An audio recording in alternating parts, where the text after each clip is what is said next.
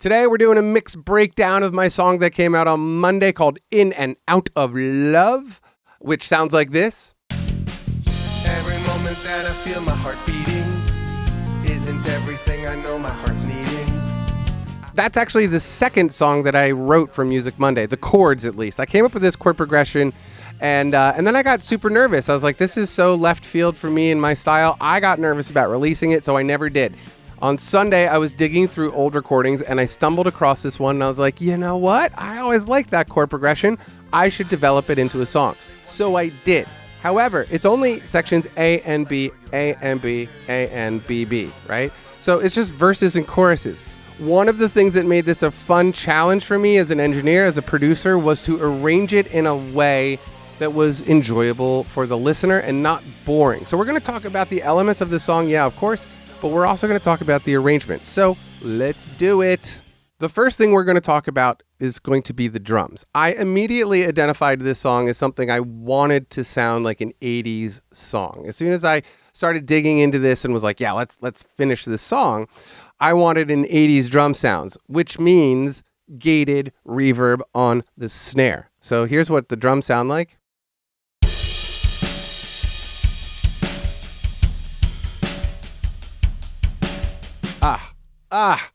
So good. A bright snare with a gated reverb. Now, if you're one of my younger viewers and you don't know, back in the good old 80s, this particular snare sound was sort of all the rage. And what I'm talking about is the snare sound specifically, yes, but it is a gated reverb, which means that it doesn't trail off into infinity like most reverb sounds do. You strum your guitar and the reverb just sort of goes and fades out. This has a gate on that reverb. Here we are in Easy Drummer 2. This is what I'm using to get these drum sounds. And this is actually the 80s drummer out of Easy Drummer 2. But here's that snare.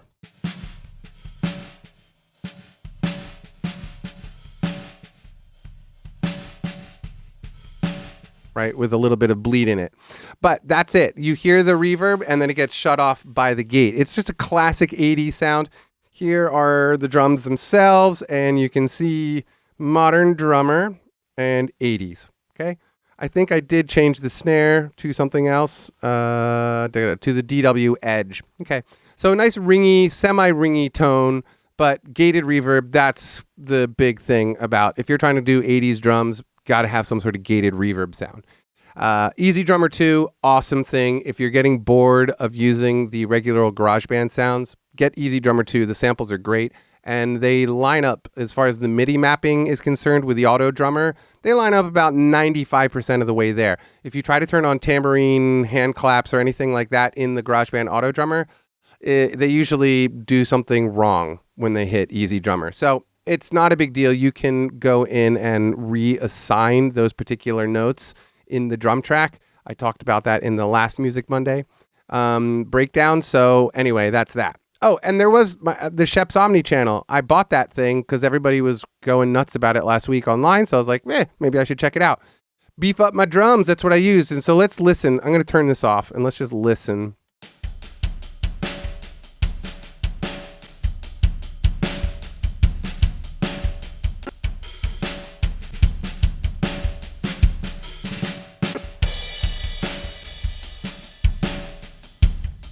That's what it's doing. It's sort of beefing up the snare, beefing up the kick a little bit. I didn't want to compress this because I don't know, sometimes I have mixed feelings about compressing sampled drums. I feel like they've probably already been properly compressed. At least you hope that they have. Sometimes I'll do it, like if the crashes are a little bit crazy or something like that, I'll try to compress out those crashes if I feel like they're too overbearing and I can't mix them out in a way that I like. But in general, I try not to compress these MIDI drums all that much. Sometimes I do, sometimes I don't. It's sort of, per project. It's up to you. But anyway, Sheps Omni channel, we're going to be looking at that a lot today because I got it. I wanted to play with it. That's what's going on. Modern Stack 2 on the bass. You guys, a lot of nice compliments about the bass part on this song. I totally appreciate that. I like this bass part, like the bass tone.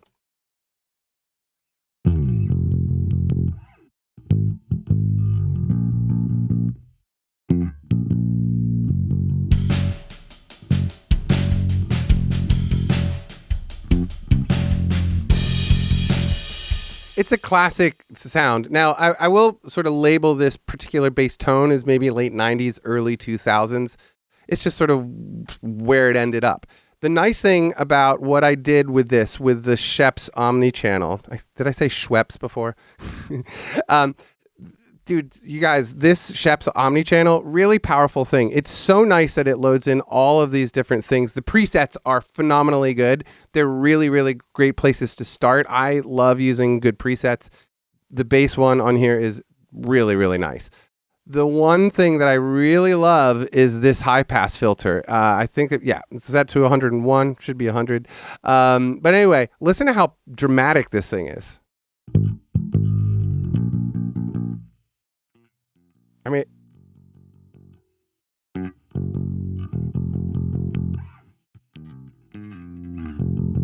it's dramatic. I mean, it's really dramatic. It's great. I'm super happy. This is a very, very good filter. It's just because it's so dramatic, it's easier to get there. It's faster to get there. Anyway, that's that. EQ, nothing too crazy. I did bump it up a little bit in the mids. No, nothing too crazy there. Oh, I have the thump turned on in this preamp as well. Thump at 4 dB. Just wanted it to be thumpy. The nice thing about this Schoeps Omnichannel that I keep noticing anywhere where I'm starting to use it for low-end enhancement is that it warms things up, but it doesn't make them fat. It doesn't make them like unusable. It just warms things up. And that's something I've found very interesting. It's pretty well compressed, I believe. Yeah. Pretty serious amount of compression on this. I just want it to be even because some of the quieter notes are really quiet. And I just wanted to make sure that you heard all of the notes that you could. So I did it that way. The gate is not gating at all, and that is fine. Let's keep going down the track. Okay. Oh, I love this sound. Sweeping pad. This is the luscious sweeping pad out of the synth sounds, out of pad. Luscious sweeping pad. And it's a great sound.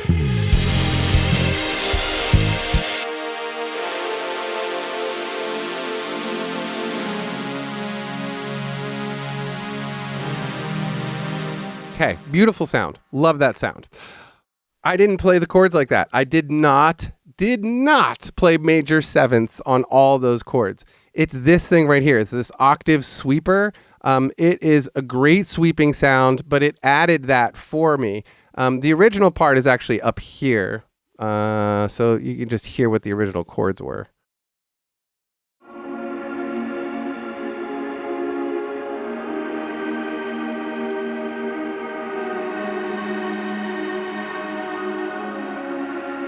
Right? A little bit slightly different. I think one of those chords is, not exactly the same, but this is what it sounds like now.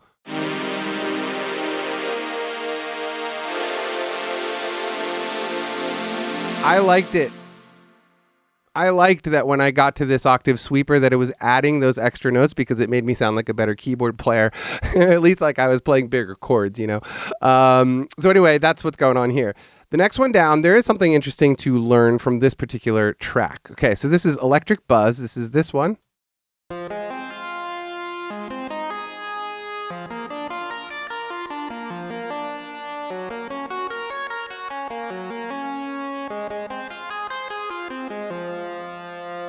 Okay, so you hear how it's stopping. The arpeggiator's not just running all the way through. Here's why it's doing that. And I thought this was interesting. So if we come down here to the editor window, here are the notes, and we'll just play it again.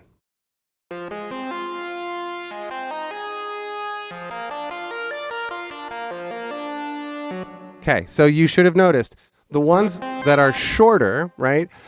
These more or less equate to quarter notes. So as far as the length of them, they would be quarter notes. The shorter the length of these, the less arpeggiating you will get. So the secret to getting that last note, though, is where does the sustain pedal land? And it's just got to be at the end. So I'm going to open up the automation, and we're going to look at the sustain pedal automation. So it is, in this particular case, it's right there, and so let's make a change so I can prove my point here. Let's say we're going to shorten this one up, okay? So we're going to bring it back, and it's going to end before the sustain pedal comes in. So here's what happens.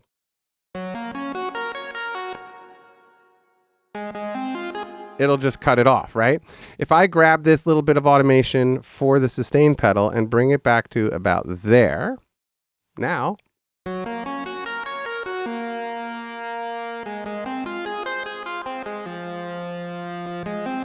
right? Isn't that cool? I thought that was kind of interesting. So I could shorten it up even more. And then do that again. Here's what it sounds like now. Right? Really short. So I just thought that was interesting. If you're somebody that likes to work with the arpeggiator, you can control it a little bit more than I knew you could. I sort of stumbled across this and discovered it on Monday as I was recording this song. I was like, why are these ones short and these are ones long? Or, so this is what I uncovered. And I thought it was worth passing along to you guys. Okay, so next up, vocals. For once, I didn't use my preset on my SM7B. I was, guess what? Experimenting with the Schoeps Omni channel. These presets are awesome. I'm saying it again. It's so nice that it opens up with everything you need. I mean, this has a preamp, this has a de-esser, an EQ, a compressor, and a gate. What else do you need on a vocal, right? It's this low pass, or it's this high pass filter, again, that makes this so much fun to use. In the EQ section, I didn't do very much. I brightened it up, have the saturation pretty low on the preamp. Nothing too crazy going on here. The compression itself is actually doing a medium amount of work. I think it's good that we made that decision. Okay, so what I want to talk about, though, is that the top vocal here, totally dry, no effects at all on this. Dinner dates with lots of precision. Okay, but here's what's going on the second vocal channel. Keeping myself at bay when I'm with you. Lots of effects, right? So yes, again, Schoeps Omni channel doing the bulk of the lifting here, but it's the Abbey Road that is donating its lovely reverb sounds. I do want to talk about dialing in reverb, okay? So this is something I hear a lot going wrong when I mix for people and I get the mixes originally. Don't forget, you guys, I do mix for your people. If you ever want me to mix a song or play on a song or help you arrange or produce a song, go to Garagebandandbeyond.com. There's a mixing inquiries page there with all of the details. So check that out. I haven't said that in a long time, but don't forget, I do mix songs for people. Anyway, when you're dialing in reverb, here's what I'm going to advise you to do, okay? We're obviously going to start down at 0, and we're just going to push play here and start dialing it in. I know that I'm simply one big disaster, not exactly what you like or you're after, but after all this time I wonder if you're feeling it too. I have never been. I know that I'm simply one big disaster, not exactly what you like or you're after. Okay, so here's what I'm doing, right? I'm trying to figure out where is it for sure too loud. Now I'm trying to bring it back to the medium point, and I want it to be just where I just hear it. I don't want it to sound like too much reverb. I want to hear the reverb, but my particular piece of advice for you is dial it into the point where you are only just hearing it a tiny, tiny little bit. And if you need to go 1% more, that's okay. So around here, I think I was feeling it around 20, and I believe it was at 15. I should have checked. But let's listen to this again. I know that I'm simply one big disaster, not exactly what you like or you're after, but after all this time, I wonder if you're feeling it too. Yeah. So you can really hear it like on the 2 and any of the S's or the T's. In those moments, that's when you're going to hear that reverb. But again, just dial it into where it's like barely audible. Trust me, it does more than you really think it is. I mean, if I this is set at 15%, right? If I turn it off, it sounds super dry. Everything else, yeah. I know that I'm simply one big disaster. Turn it back on. I know that I'm simply one big disaster, not exactly what you like or you're at. You hear what I'm talking about? It just adds just the slightest hint that there's an environment that I'm singing in. And that's basically all you need. You don't want to go crazy. Now, the only other thing that worth mentioning here, I threw a little bit of chorus on this particular vocal with a doubled vocal that was having pitch issues. And the auto tuner just wasn't doing the job. So I left the auto tuner off this particular song. But so I added a little bit of chorus to sort of maybe convince you that I was singing out of key on purpose. Maybe it's an effect. It wasn't an effect. It was me just being pitchy. I was just not having a great day vocally. I did all these warm-ups and everything. I just couldn't land those low notes. So anyway, I threw a little chorus on it to help mask that problem I was having. Next down is the awesome guitar channel. Now, this guitar sound, somebody actually wrote... what was it? I liked the song until the chorus started and the guitar got a little too rad for me. I was like, that's a really, really nice way of saying you hated the guitar part. I just thought it was super nice. Anyway, check this out.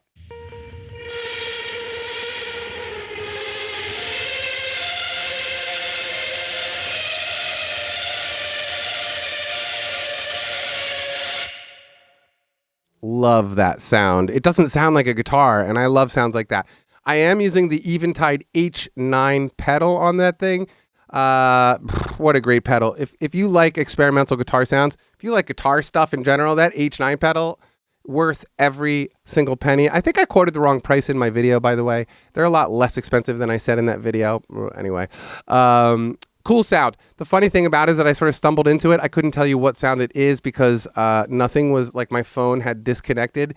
And for some reason, the pedal had switched sounds to this sound. So I didn't want to change anything. I loved it. So I just recorded it the way it was. Now, this is a stereo recording. So I have two cables coming out of that pedal going into my interface. So one of the things that we should definitely talk about is the fact that, yes, I'm using two different amplifiers. Okay. So in this particular one, this was the Clean Echoes amp. And, oh no, this one's Clean Echoes, and this is like the British, what is this one? Brit Clean, okay? So Clean Echoes down here, Brit Clean here. When you are doing stereo recordings like this, or if you're going to be doing like two identical guitar takes and one's going to be panned left and right, do yourself a favor. Either switch the amplifiers or simply switch the microphone, the virtual microphone, on the amplifier. So that's what I did down here. If you look, this is the same amp. It's the Brit Clean amp. But if I open up the amplifier itself, so this has the Royer 121 emulation on it. And if I go down, boom, there's the U87 emulation on it. I also moved the microphone into a different place on the virtual cone, changed a little bit of the tone on the amplifier itself.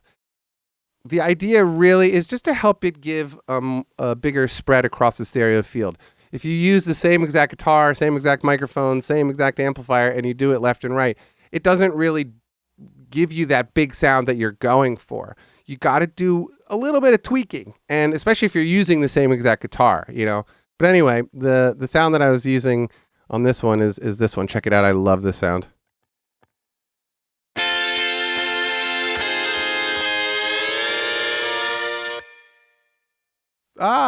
Harmonizer, H9 pedal from Eventide. So much fun. But yeah, just changing those microphones made a big difference in getting that stereo spread going across the field. Now, one thing I do want to talk about quickly in this top guitar part here, how they are unevenly panned, okay? This is something I've been experimenting with a little bit more lately. So this one over here is -38 and this one is +21. I've been doing this a little bit more, trying to pan unevenly. So it's just not perfectly even, especially on a sound like this, which is totally chaotic. The performance of it was played chaotically on purpose because of the content of the lyrics. I wanted there to be, there's something familiar, but it's not the same every time.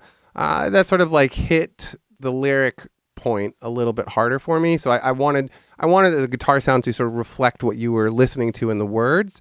And so that's why I got that sound. So we talked about those vocals. We talked about those vocals. These lead vocals, or these are backup vocals. And we're just going to listen to those. I have never been here before, falling in and out of love's door. Nothing too crazy here, actually. This is using my preset with the virtual mix from Slate Digital. You guys know how much I love the Slate Digital stuff. This is a very, very powerful package. Get that everything bundle, and you'll love it. It's so good. But anyway, yeah, so nothing too crazy here. I basically wanted these vocals to be not very thick, right? This is 80s music. So if you listen there, it's a lot of the low end has been taken out with these high pass filters, as you can see down here below.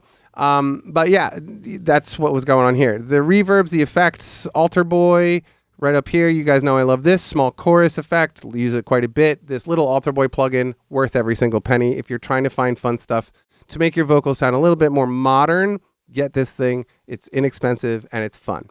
Okay. But yeah, these vocals, just a high octave, I believe. It's not really a harmony. It's so strange to be where I am, wanting still to be just one man.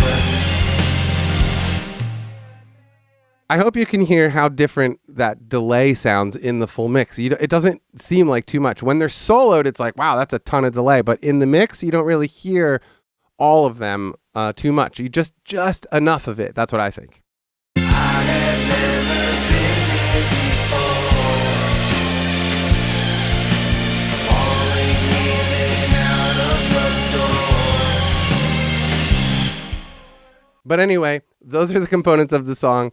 So the arrangement, I want to talk about this a little bit. Okay, so this song is only an A and a B. This is only a verse and a chorus. It became important to me to arrange this song in a way where it just didn't sound the same from verse to verse. Okay, so first verse, let's just talk about that.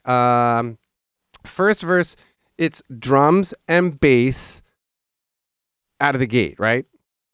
Everybody wants to learn and do something. Everybody's gotta get into something. I'm not everyone and I am into you. Okay, right? So that's how you start. That's how I started.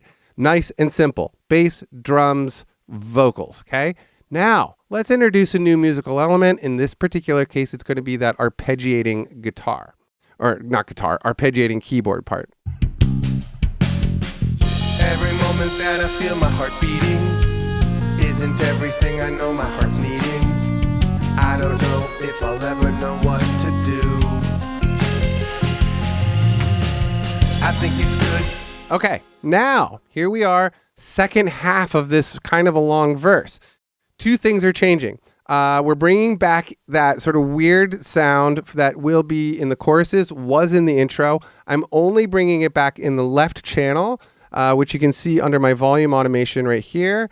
Here they are right here. So the right channel is completely out because I know that in the chorus, they're both going to be there taking up tons of space. So I just wanted to sort of hint at, hey, this sound is still around. You're going to hear it again later, maybe. This is sort of a hint at that. The other thing that changes is that the notes in the arpeggiating keyboard part keep arpeggiating. They don't stop. I just pulled all of those MIDI sections back to back, note to note, right?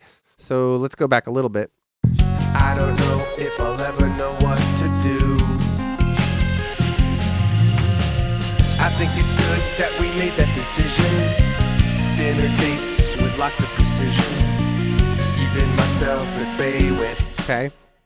So now you have the keyboard part that's doing full arpeggiation. You have that weird guitar part that's coming back in.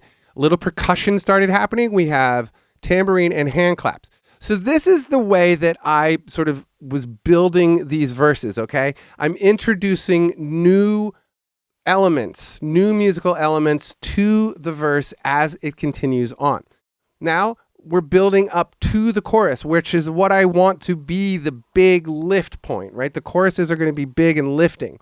So let's just get right to it because let's hear it. I have never been here before. Falling in. Right? So that's in there. And this luscious sweeping pad thing, that's where this comes back in that we talked about at the beginning.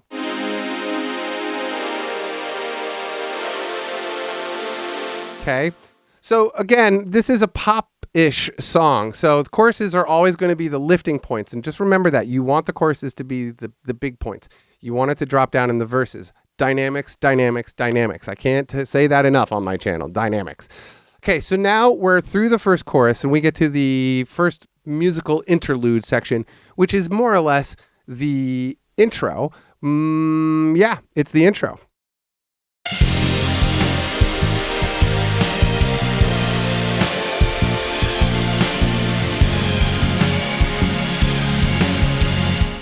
Okay, so that's that. Okay, so now we have this intro thing coming in again.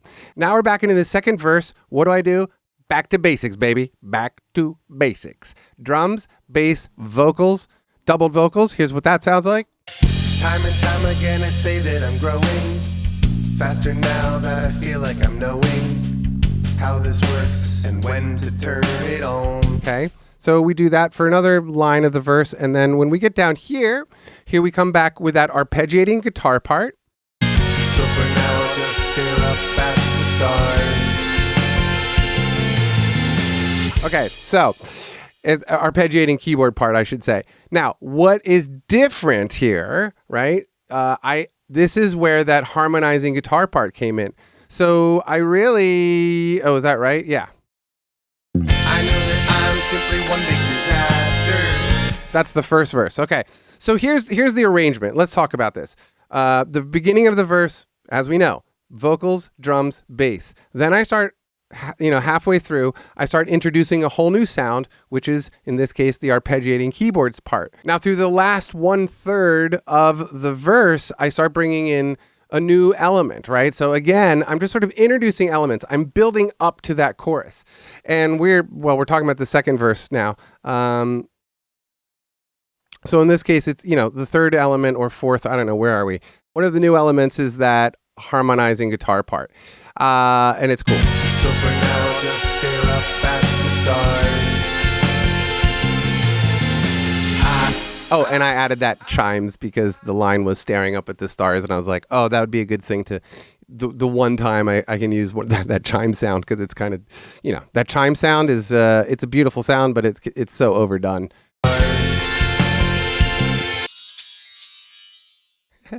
Yeah, you just gotta love that we have access to that though in GarageBand. So great. Back into the chorus. Here we go with that, that synth sound. Got a tambourine going. The drums are doing something a little bit different. Okay, so we're back up at the peak, and now we're coming out of that peak, and we're going into the final verse. Now, classic thing to do. I do it a lot. Get rid of the bass. Okay, so this is the first time the song is going to have no bass going on, except for in the very beginning, the intro, right? So it sort of touches on the intro again. This is something you've heard. You've already heard the drums without the bass, but we're going back to it. I love doing this because when you drop out the bass, it focuses your ears in a different direction. So in this particular case, it's the vocals, I think, sort of forces you to listen to the vocals.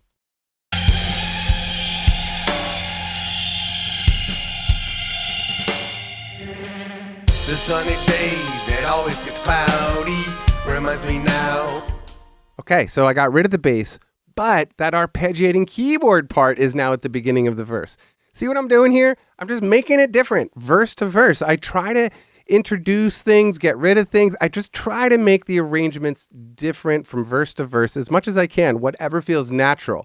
Introducing parts, removing parts, this is what we're talking about, okay? So now we have the vocals, arpeggiating keyboard, and drums, and then the bass comes in with a little bass lick, right? And then we go into the bass part. Of why I still doubt me so many years on a single track. That silly song the radio played me took me back. Right? And so that's that. And in fact, I don't think any other guitar parts. Okay, so I left third verse is void, completely devoid of guitar parts, right? So there's something different as well. As far as the bass part, I do want to talk about, I believe it's the second verse. Let's look at this because I think I'm playing less notes on the bass. Not there, not there, not there, here. Time and time again I say that I'm growing faster now that I feel like I'm knowing how this works and when to turn it on. Even though I just got myself through it, I'm still not ready. You see what I'm talking about, guys? So, in this case, it was like I wanted to make another dynamic shift, and by just removing the groove, I'm just playing on the ones. I'm playing whole notes. I, in fact, skip one of the chords completely. I don't play the second note of the riff. Just trying to make, just a verse and chorus song have some changes so it's not boring to listen to. I mean, I think this song ends up being over 4 minutes long, and here I am making like a 40-minute video about it. But it's those kinds of little changes that make a basic song more interesting to listen to, so that hopefully you can carry the listener all the way through because they haven't gotten bored by the second verse. They're like, I've heard all of this already and this is boring. It's a challenge for a producer and arranger, but it's a super, super fun thing to do. I hope to God that you got something out of this long video of mine today. I really do appreciate you guys watching everything that I do here on Garageband and Beyond. Those of you who do watch, I love it. If you want to hit the subscribe button, I would really appreciate that. If you don't, I will survive. If you want to hit the thumbs up button, that's awesome because more people will watch the video when you do that. And if you want to hit the dislike button, go ahead and do that twice because that will mean more to me and tells me more. So hit that thumbs down twice and that's good. Don't forget that I mix for people. I play on songs for people. I will help you produce. I will help you mix. I will help you arrange. I master songs. All of that stuff is available through GarageBandandBeyond.com on the Mixing Inquiries page. For now, I think I've covered everything I need to cover in this mix breakdown of Music Monday. I'm coming back probably Saturday evening. I find that the Saturday evening releases work pretty well for videos here on GarageBand and Beyond. At least last week's did, so I'm going to take a shot at that again this week and see if that is what's going on. Anyway, I love you guys. You're the best. I'm super grateful for all of you, especially my patrons who are keeping this channel alive, and I'm doing enough outro talking to kill a horse. Peace and love.